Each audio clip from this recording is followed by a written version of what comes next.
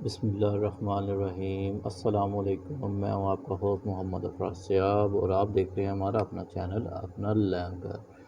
آج ہم بنانے جا رہے ہیں بہت ہی مزیدار، بہت ہی ٹیسٹی آلو بینگن اور پالک کے پکوڑے۔ اس کو کیسے تیار کرنا ہے آئیں ہمارے ساتھ دیکھیں اور پھر دل بولے گا کھا کے ارے واہ کیا لاجواب ذائقہ ہے۔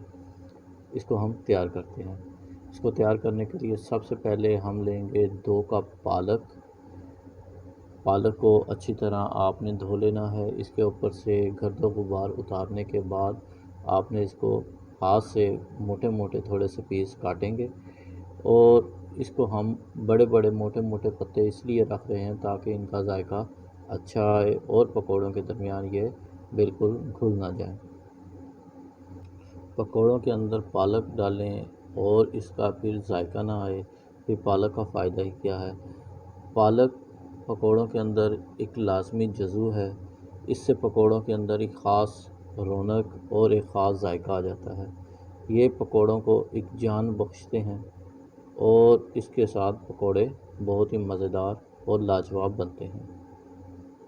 اس طرح ہم نے اپنے تمام پالک کو کاٹ لیا ہے۔ اب ہم اس کے اندر پیاز ڈالیں گے اور پیازوں کو اس طرح گول گول کاٹیں گے تاکہ یہ لچھے دار ہمارے پیاز بن جائیں۔ ہم نے یہ ہاف کپ لینے ہیں پیاز، میں نے 2 پیاز لیے ہیں، 2 نارمل سائز کے، یہ تقریباً میرا ہاف کپ ہو جائیں گے۔ اس کے بعد میں اس کے اندر بینگن ڈالوں گا 1 کپ، یہ پہلے سے میں نے دھو کے کاٹ لیے تھے۔ اب میں اس کے اندر آلو ڈال رہا ہوں، 2 کپ لیے ہیں، ان کو بھی میں نے ریڈش سے کاٹ لیا ہے۔ اور اب میں اس کے اندر مرچ ڈالوں گا، میں دڑا مرچ استعمال کر رہا ہوں، آپ دوسری مرچ بھی استعمال کر سکتے ہیں۔ 4 چمچ مرچ ڈالیں گے ہم۔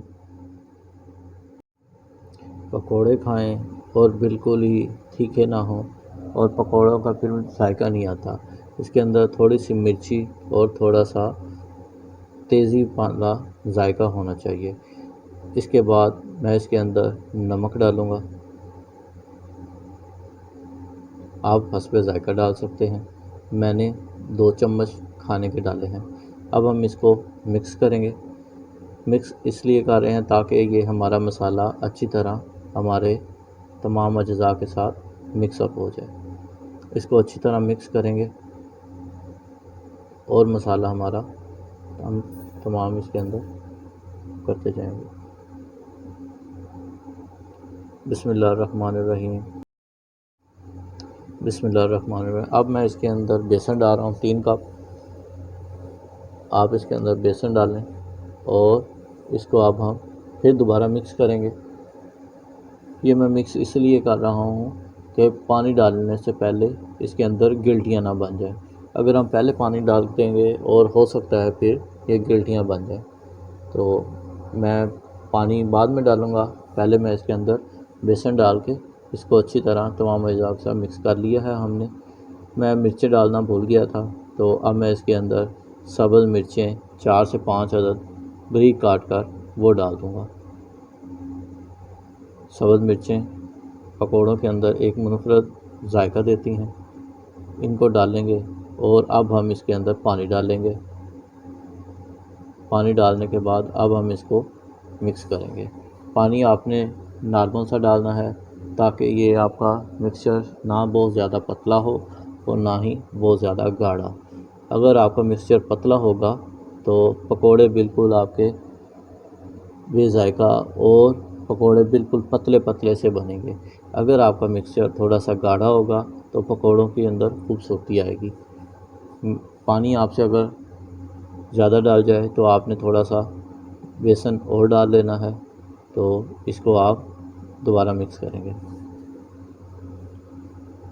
اس طرح اس کو ہم اچھی طرح مکس کریں گے، اچھی طرح مکس کریں گے تاکہ تمام مسالہ ہمارا پورا اس کے اندر حل ہو جائے۔ اس کو ہم اچھی طرح مکس کرتے جائیں گے، تمام مسالہ ہم یکجان کر لیں گے۔ اب میں اس کو 10 سے 15 منٹ کے لیے سیٹ ہونے کے لیے رکھ دوں گا۔ میں نے ایک کڑھائی لی ہے، اس کو میں نے پری ہیٹ کر لیا ہے اور اب میں اس کے اندر سرسوں کا تیل، ریفائنڈ سرسوں کا تیل وہ ڈالوں گا اور اب میں اس کو گرم ہونے کے لیے کچھ دیر کے لیے چولہے پر چڑھا دیا ہے۔ میں نے اس وقت آگ نیچے میڈیم ٹو ہائی رکھی ہے۔ ماشاءاللہ میرا گھی گرم ہو چکا ہے، میں نے چیک کر لیا ہے، اور اب ہم اس کے اندر پکوڑے ڈالیں گے اپنے۔ ماشاءاللہ ماشاءاللہ بہت ہی پیاری خوشبو آ رہی ہے۔ آپ نے ایک چیز کا خاص خیال رکھنا ہے کہ اگر آپ کرسپی اور مزیدار پکوڑے بنانا چاہتے ہیں تو آپ نے آئل جو سا ہے وہ زیادہ لینا ہے۔ اگر آئل کم ہوگا تو پکوڑے زیادہ کرسپی نہیں بنیں گے۔ یہ دیکھیں اب ہمارے پکوڑے تیار ہو رہے ہیں۔ یہ دیکھیں ماشاءاللہ کتنی پیاری رنگت آئی ہے ان کی، ماشاءاللہ ماشاءاللہ بہت ہی پیاری رنگت آئی ہے۔ ان کو ڈش آؤٹ کرتے ہیں۔ ماشاءاللہ ماشاءاللہ الحمدللہ ہمارے پکوڑے تیار ہو چکے ہیں۔ ہمارے پکوڑے بہت ہی لاجواب خوشبو دے رہے ہیں اور بہت ہی پیاری رنگت آئی ہے۔ آپ اس کو ضرور اپنے گھر پر ٹرائی کریں اور ہمیں کمنٹ باکس میں لازمی بتائیں کہ آپ کو ہماری ریسیپی کیسی لگی۔